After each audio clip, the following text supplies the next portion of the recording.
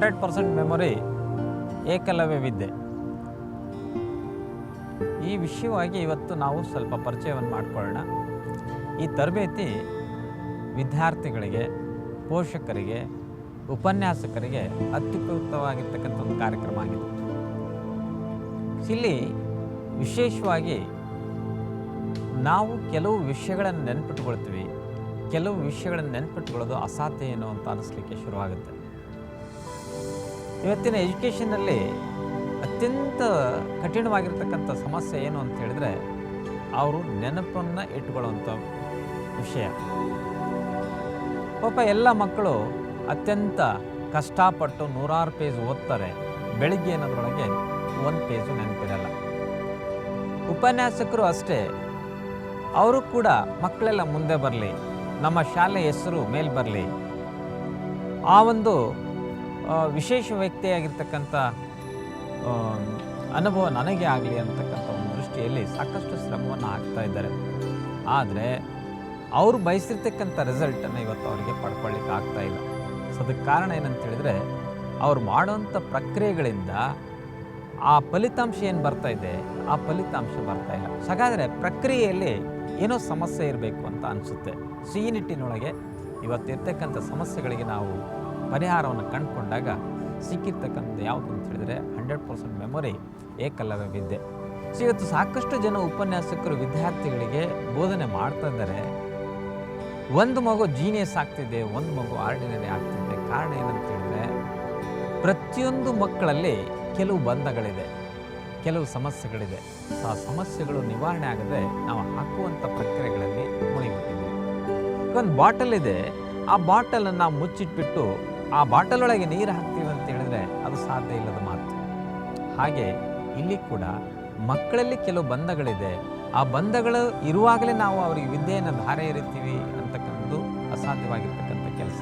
So ಈ ನಿಟ್ಟಿನೊಳಗೆ ಮಕ್ಕಳ ಒಂದು ಬಂಧಗಳೇನಿದೆ, ಸೊ ಅವುಗಳನ್ನು ನಿವಾರಣೆಗೊಳಿಸ್ತಕ್ಕಂಥ ಒಂದು ಪ್ರಕ್ರಿಯೆ ನಡೆದಲ್ಲಿ ಬಹುಶಃ ನಾವು ಏನು ಅವರಿಗೆ ತಿಳಿಸ್ಬೇಕಂತ ಇದ್ದೀವಿ ಅದು ಸುಲಭ ಆಗುತ್ತೆ. ಫಲಿತಾಂಶ ಕೂಡ ನಾವು ಅಂದ್ಕೊಂಡಿದ್ದಕ್ಕಿಂತ ಜಾಸ್ತಿ ಬರಲಿಕ್ಕೆ ಕೂಡ ಸಾಧ್ಯತೆ ಇದೆ. ಸೊ ಈ ನಿಟ್ಟಿನೊಳಗೆ ಏಕಲವ್ಯ ವಿದ್ಯೆ ಸಾಧನೆಯನ್ನು ಮಾಡ್ತಾ ಇದೆ. ಸೊ ಇಲ್ಲಿ ಮಕ್ಕಳು ಅತ್ಯಂತ ಕಡಿಮೆ ಸಮಯದಲ್ಲಿ ಹೆಚ್ಚು ವಿಷಯಗಳನ್ನು ಶ್ರವಣ ಮಾಡ್ಕೊಳ್ತಾರೆ. ಶ್ರವಣ ಮಾಡ್ಕೊಂಡಿರ್ತಕ್ಕಂಥ ಹೆಚ್ಚು ವಿಷಯಗಳನ್ನು, ಸಾವಿರಾರು ಪುಟಗಳನ್ನು ಕೆಲವೇ ಸೆಕೆಂಡ್ಗಳಲ್ಲಿ ರಿವಿಷನ್ ಮಾಡ್ತಾರೆ. ಕೆಲವೇ ಸೆಕೆಂಡ್ಗಳಲ್ಲಿ ರಿವಿಷನ್ ಮಾಡ್ಕೊಂಡಿರ್ತಕ್ಕಂಥದ್ದನ್ನು ಜೀವನ ಪರ್ಯಂತ ನೆನಪಿಟ್ಟುಕೊಳ್ತಾರೆ.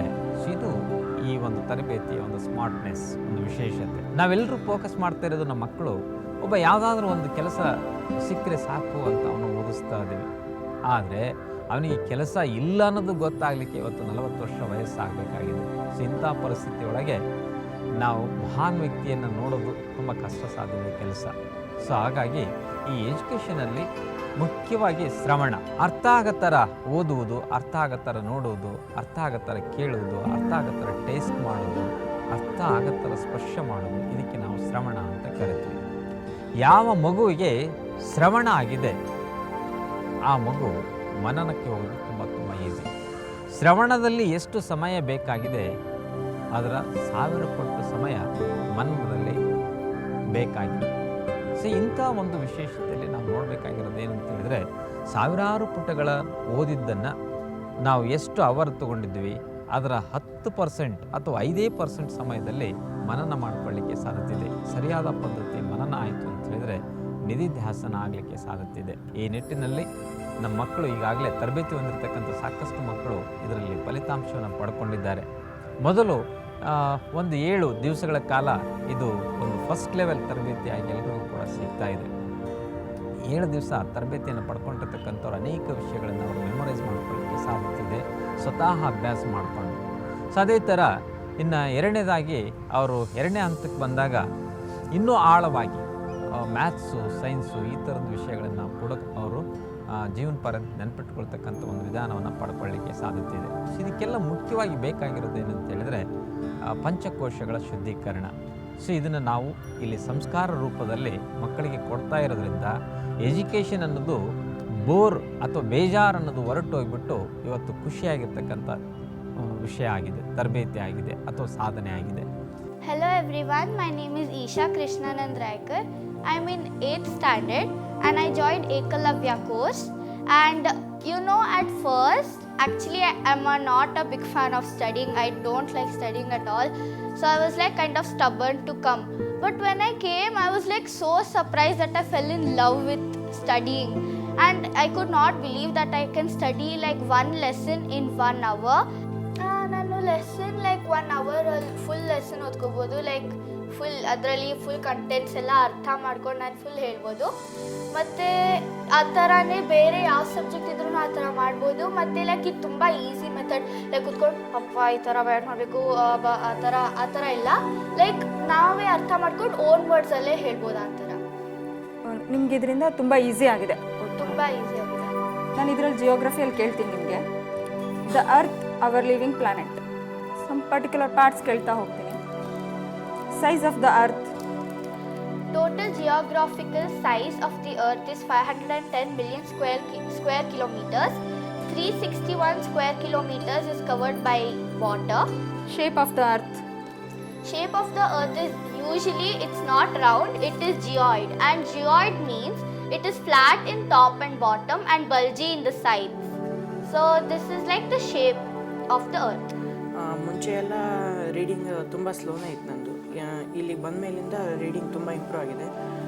ಮತ್ತು ಮುಂಚೆ ಎಲ್ಲ ಒಂದೊಂದು ಅವರ್ ಬೇಕಾಗ್ತಿತ್ತು ನನಗೆ ಒಂದು ಲೆಸನ್ ಮುಗಿಸೋಕ್ಕೆ.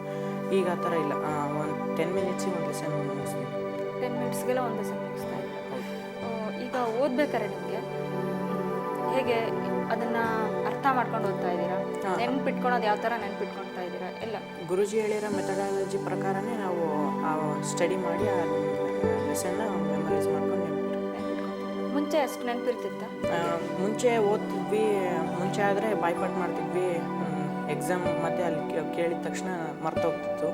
ಈಗ ಆ ರೀತಿ ಇಲ್ಲ, ಯಾವಾಗ ಕೇಳಿದ್ರು ಯಾವ ಟೈಮಲ್ಲಿ ಕೇಳಿದ್ರು ಹೇಳ್ತೀವಿ. ಅಂದರೆ ಈಗ ಕಲ್ತಿದ್ನ ನೀವು ಎಷ್ಟು ದಿನಕ್ಕೆ ಮರಿತೀರಾ, ಅಥವಾ ಮರಿತಿದ್ದೀರೋ ಮರಿತಿಲ್ವೋ? ಇದು ಲೈಫ್ ಲಾಂಗ್. ನಾವು ಒಂದ್ಸಲ ಕಲ್ತ ಮೇಲೆ ನೀವು ಯಾವಾಗ ಕೇಳಿದ್ರು ಹೇಳ್ತೀವಿ. ಈ ತರಬೇತಿಯನ್ನು ತೆಗೆದುಕೊಳ್ತಾ ಇದ್ದಾಗೇ ಕೆಲವೇ ದಿವಸಗಳಲ್ಲಿ ಅವರ ಟೆಕ್ಸ್ಟ್ ಬುಕ್ಕನ್ನು ಪರಿಪೂರ್ಣವಾಗಿ ಓದಲಿಕ್ಕೂ ಆಗುತ್ತೆ, ಜೊತೆಗೆ ಅವರು ಅದನ್ನು ನೆನಪಿಟ್ಕೊಳ್ಳುವಂಥ ಒಂದು ಶಕ್ತಿಯನ್ನು ಪಡ್ಕೊಳ್ಳಿಕ್ಕೆ ಸಾಧ್ಯತೆ ಇದೆ.